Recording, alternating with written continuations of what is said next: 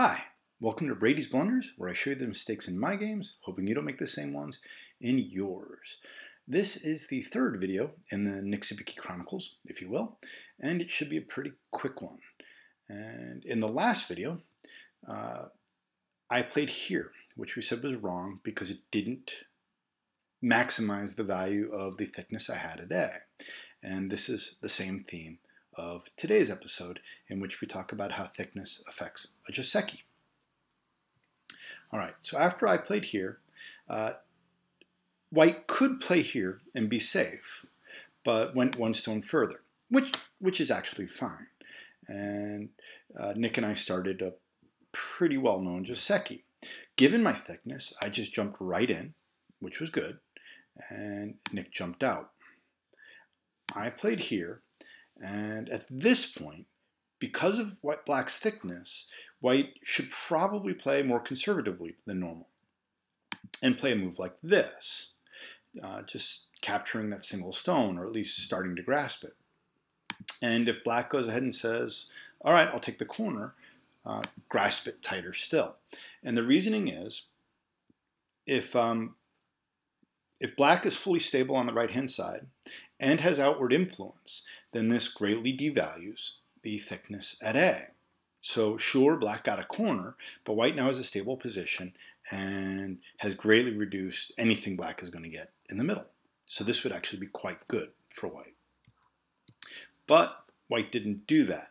And instead, white played here, which in this case is an overplay. And even in this normal Joseki, just to go through something really quickly, it would be generally be a mistake for black to play this, because if black plays this, then white gets this. And really, black wants to view as A and B as being mie, that if white gets one, black gets the other. So if white goes ahead and takes A, then it's important for black to get the other side. Otherwise, white's just getting too big and is getting stuff for free. And this is what I did. And then white played here. And this is the question I would like to ask you. If you're black, where do you play next and why? Feel free to pause if you like. Well, I played here, which is the Joseki. And the idea being black has already made some gain on this side, white takes the corner, and in general in the Joseki, this steals half of black's base, and black is worried about getting attacked. So black moves out here and makes a base to say, no, everything's fine.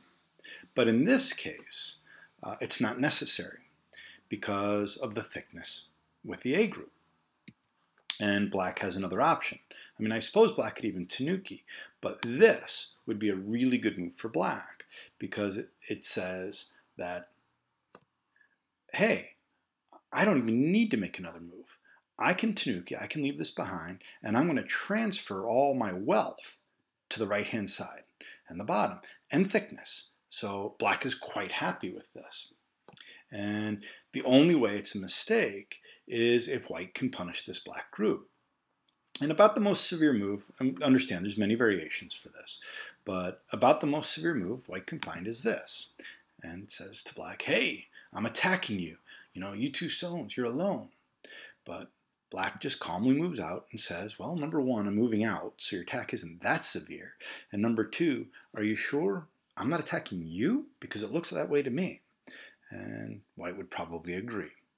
And perhaps white would reply and say, but that's okay because I can connect back.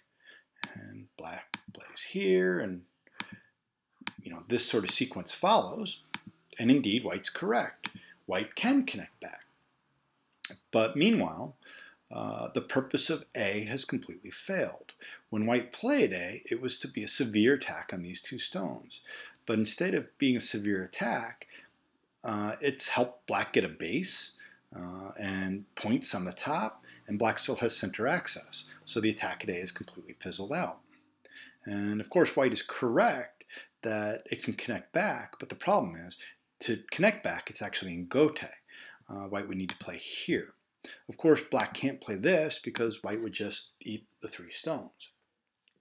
And when I first looked at this, I thought, and this isn't so bad for white because white's really reducing the the middle top, and this doesn't seem so horrible.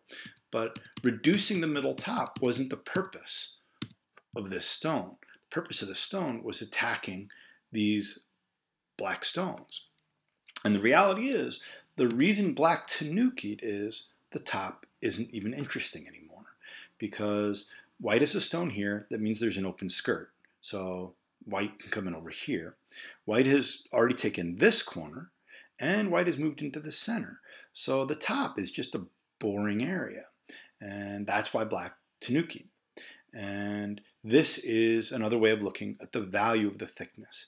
It's a way of saying, because black can tanuki, black effectively gains a move.